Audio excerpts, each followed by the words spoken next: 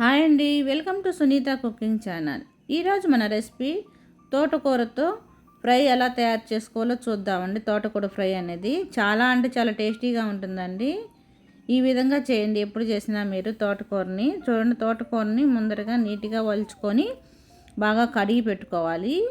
కడుక్కొని ఈ విధంగా కాడలతో సహా ఇలా చిన్న చిన్న ముక్కలుగా కట్ చేసి పెట్టుకోవాలి. కాడలను కూడా ఇలా ఆకు కూడా చిన్న చిన్న ముక్కలుగా కట్ చేసి పెట్టుకోవాలి.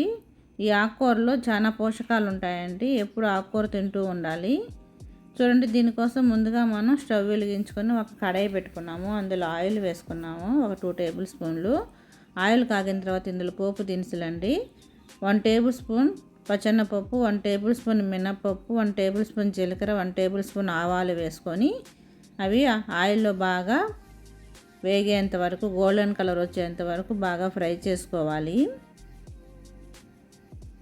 ఇది కొంచెం గోల్డెన్ కలర్ వచ్చిన తర్వాత ఇప్పుడు ఇందులో మనం ఎండుమిరపకాయలు వేసుకోవాలి. ఒక 2-3 ఎండుమిరపకాయలు ఈ విధంగా తుంచి వేసుకోండి. అదేవిధంగా పచ్చిమిరపకాయలు కూడా ఒక 4-5 పచ్చిమిరపకాయలు కూడా కట్ చేసుకొని ఇలాగా వేసుకోండి. ఇప్పుడు మనం తోటకూరలోకి కారానికి ఇవేనండి, ఎండుమిరపకాయలు పచ్చిమిరపకాయలు ఈ కారం సరిపోతుంది ఆ కూరలో. ఇవి వేగిన తర్వాత ఇప్పుడు ఇందులో మనం కరివేపాకు వేసుకోవాలి, వెల్లుల్లి వేసుకోవాలండి. వెల్లుల్లి అంటే ఎంత వేసుకుంటే కర్రీ అనేది అంత టేస్ట్ ఉంటుందండి. నేను ఒక 10-15 వెల్లుల్లి వేసుకున్నాను. వెల్లుల్లిలో ఫ్యాట్ని కరిగించే లక్షణం ఉంటుందండి. అందుకని ఫ్యాట్ బర్న్ చేస్తుంది అనమాట. అందుకని మనకి చాలా మంచిది.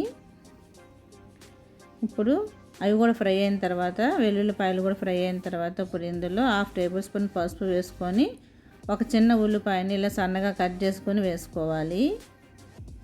వేసుకొని మొత్తం ఒకసారి బాగా కలుపుకోవాలి. ఈ ఆనియన్స్ అనేవి కొంచెం లైట్గా ఫ్రై అయితే సరిపోతుందండి. ఈ తోటకూరలో అండి, ఆకుకూరలు అన్నింటిలో కన్నా తోటకూరలో ఎక్కువ పోషకాలు ఉంటాయన్నమాట. చాలా హెల్త్కి మంచిది అనమాట తోటకూర అనేది. ఈ తోటకూర ఎప్పుడైనా ఆకుకూరలు కట్ చేసేటప్పుడు ముందర బాగా వాష్ చేసుకుని తర్వాత కట్ చేయాలి. కట్ చేసి కానీ వాష్ చేస్తే దాంట్లో ఉన్న పోషకాలన్నీ పోతాయండి. ఎప్పుడైనా ఆకుకూరని ముందరే వాష్ చేసుకొని తర్వాత కట్ చేసుకోవాలి. చూడండి, అది కూడా ఫ్రై అయిన తర్వాత ఆనియన్స్ మనం కట్ చేసి పెట్టుకుని క్లీన్ చేసి పెట్టుకున్న ఒక 3-4 టైమ్స్ బాగా వాష్ చేసుకోవాలండి. ఎందుకంటే ఇసుక ఉంటుంది కదా ఆకుకూరల్లో, అందుకని బాగా వాష్ చేసి పెట్టుకోవాలి. ఈ విధంగా వాష్ చేసుకున్న తర్వాత వాటర్ లేకుండా మనం తోటాకుని వేసుకొని మొత్తం ఒకసారి బాగా మిక్స్ అయ్యేటట్టు బాగా కలుపుకోవాలి. కలుపుకొని ఇప్పుడు మనం డైరెక్ట్ దీనిలో సాల్ట్ వేసామంటే అండి వాటర్ అనేది ఊరుతుందనమాట. అందుకని సాల్ట్ వేయకుండా ముందర ఆయిల్లో బాగా ఫ్రై చేసుకోవాలి. తోటకూరని బాగా ఆకుకూర ఫ్రై అయిన తర్వాత అప్పుడు లాస్ట్లో సాల్ట్ వేసుకోవాలండి.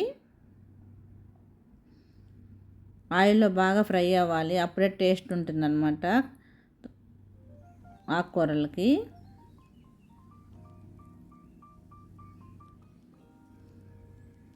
మూత పెట్టకూడదండి. మూత పెడితే ఏంటంటే వాటర్ అనేది ఫామ్ అయిపోతాయి.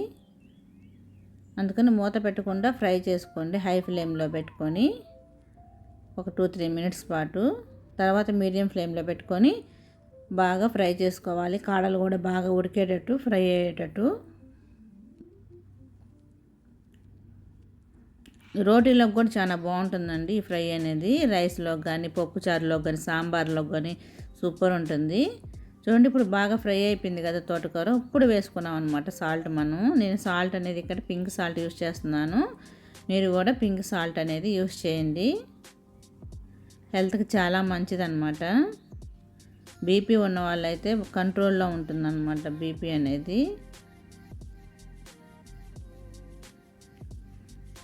చూడండి, ఒక 2-3 మినిట్స్ పాటు బాగా ఫ్రై చేసుకోవాలి. చూడండి, మనది ఆకుకూర దాదాపు రెడీ అయిపోయింది.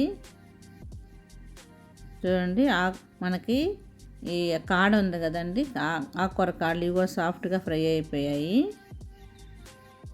ఇప్పుడు ఒకసారి బాగా కలుపుకొని చూడండి ఎంత పొడి పొడిగా బాగా రెడీ అయిపోయిందో మన తోటకూర ఫ్రై అనేది. ఇప్పుడు దీన్ని సర్వింగ్ బౌల్లోకి తీసుకుందాము.